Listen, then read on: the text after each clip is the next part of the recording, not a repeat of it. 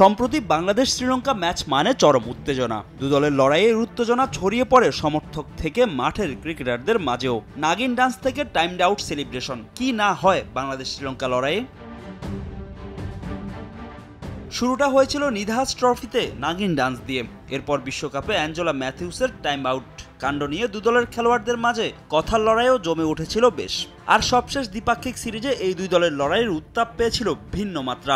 টি-20 series জিতে timed out celebration করে লঙ্কানরা, সে জবাবে ওয়ানডে সিরিজ শেষে টাইমড আউট সেলিব্রেশন করেন মুশফিকুর রহিম। সেই সিরিজে লঙ্কান শিবিরে ছিলেন পেসার মাথিসা পাথিরানা, বাংলাদেশের হয়ে খেলেছিলেন মুস্তাফিজুর রহমান। দুই প্রতিদ্বন্দ্বী এক হয়েছেন আইপিএলের চেন্নাই শিবিরে। চলমান আসরে চেন্নাই সুপার কিংসের পেস অ্যাটাক সামলাচ্ছেন পাথিরানা ও মুস্তাফিজ। ফিজ ও নিউ মালিঙ্গা এখন পর্যন্ত চেন্নাইয়ের জার্সিতে তুলে নিয়েছেন 18টি উইকেট, যার 10টি পেয়েছেন ফিজ। ডেথ ওভারে এই ডুয়োকে বেশ ভালোভাবে কাজে লাগাচ্ছে ধোনির চেন্নাই। অথচ এক অনুষ্ঠানে মুস্তাফিজকে না চেনার কথা জানান লঙ্কান পেস সেনসেশন পাথিরানা।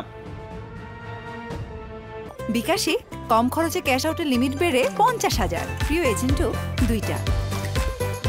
বাংলাদেশের ক্রিকেটারদের সঙ্গে লঙ্কান ক্রিকেটারদের সম্পর্কের প্রসঙ্গ টেনে সিএসকে শিবিরে ফিজের সঙ্গে পাথিরানার বন্ধুত্ব জমে উঠেছে কিনা উপস্থাপকের এমন প্রশ্নের জবাবে আইপিএলের আগে কাটার মাস্টারকে না চেনার কথা জানান পাথিরানা। সত্যি কথা বলতে, চেন্নাই সুপার কিংসে আসার আগে আমি মুস্তাফিজকে চিনতাম না, তার সঙ্গে আমার কখনো কথা হয়নি, কিন্তু এখন মনে হয় সে খুব ভালো মানুষ। প্লেয়ারদের সঙ্গে ফ্যানদের মিট অ্যান্ড গ্রিট অনুষ্ঠানে আরও উপস্থিত ছিলেন ঋতুরাজ গায়কোয়াড় ও শুভম দুবে। চলমান আইপিএলে বেশ ভালো সময় পার করছেন এই তিন ক্রিকেটার। সেই সঙ্গে দারুণ ছন্দে আছে তাদের দল চেন্নাই সুপার কিংস। 6 ম্যাচে 8 পয়েন্ট নিয়ে টেবিলের 3-এ আছে চেন্নাই। ফাহিম ইসলাম, সময় সংবাদ।